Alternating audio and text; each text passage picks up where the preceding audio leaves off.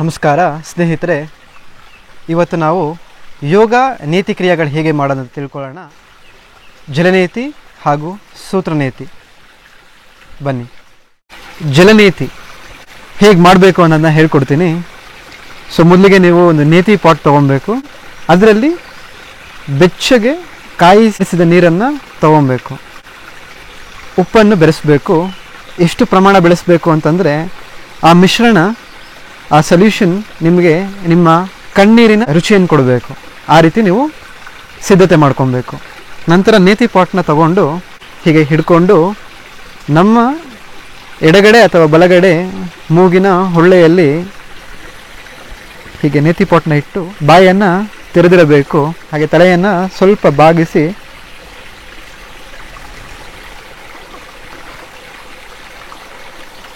ಬಾಯಲ್ಲೇ ಉಸಿರಾಡಬೇಕು.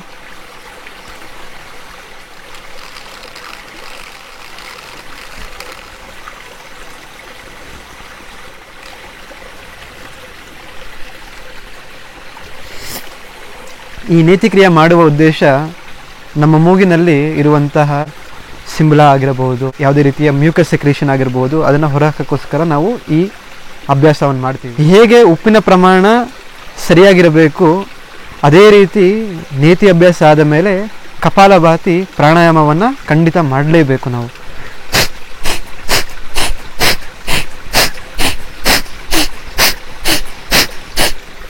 ಎಲ್ಲ ಈ ನೀರಿನ ಹನಿಗಳು ಹೊರಕ್ಕೆ ಹಾಕಬೇಕು. ನಾವು ಒಳಗೆ ಇದ್ದಾಗ ನಮಗೆ ತಲೆನೋವು ಬರಬಹುದು, ಅದಕ್ಕೆ ಸಂಪೂರ್ಣವಾಗಿ ನೀವು ಹೊರಕ್ಕೆ ಹಾಕಬೇಕು.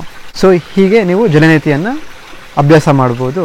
ಸ್ನೇಹಿತರೆ, ಈಗ ಸೂತ್ರನೇತಿ ಅಭ್ಯಾಸ ಹೇಗೆ ಮಾಡೋದು ಅಂತ ಹೇಳ್ಕೊಡ್ತೀನಿ. ಸೂತ್ರನೇತಿ ಅಭ್ಯಾಸ ಮಾಡೋದಕ್ಕೆ ನಿಮಗೆ ಈ ರೀತಿಯಾದ ಸೂತ್ರ ಸಿಗುತ್ತೆ. ಇದು ರಬ್ಬರ್ದು. ನಿಮಗೆ ದಾರನೂ ಸಿಗುತ್ತೆ. ನಿಮ್ಮ ಎರಡೂ ಕೈಗಳ ಬೆರಳಲ್ಲಿ ಹೀಗೆ ಹಿಡ್ಕೋಬೇಕು. ಹೀಗೆ ಹಿಡಿದು ನಿಮ್ಮ ಮೂಗಿನ ಹೊಳ್ಳೆಯ ರಂಧ್ರದೊಳಗೆ ಮೆತ್ತಿಗೆ ಕಳಿಸ್ಬೇಕು.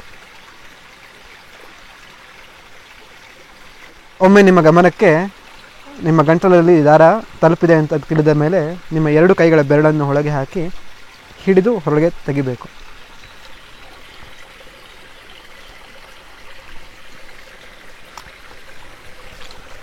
ಯಾವುದೇ ರೀತಿಯಾದ ಕಫ ಎಂಜಿಲ್ ಬಂದರೆ ತೆಗಿಬೇಕು. ಅದೇ ಈ ಕ್ರಿಯೆಯ ಉದ್ದೇಶ. ಹಾಗೆ ಒಳಭಾಗಕ್ಕೆ ಹೀಗೆ ಸರಿಯಾಗಿ ಮಸಾಜ್ ಮಾಡಬೇಕು.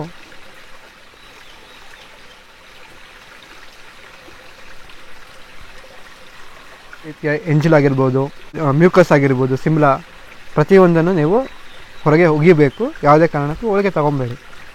ಮೆತ್ತಗೆ ಅಭ್ಯಾಸ ಮುಗಿದ ನಂತರ ಬಾಯಿಂದ ಹೊರಗೆ ತೆಗಿಬೇಕು.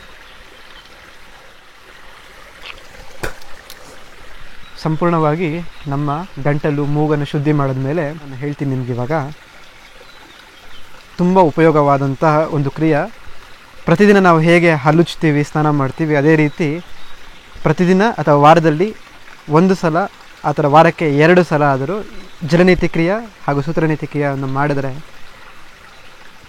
ಸ್ನೇಹಿತರೆ, ನಿಮಗೆ ಜ್ವರ, ಕೆಮ್ಮು, ನೆಗಡಿ ಇದ್ಯಾವುದು 365 ದಿನವೂ ಬರುವುದಿಲ್ಲ.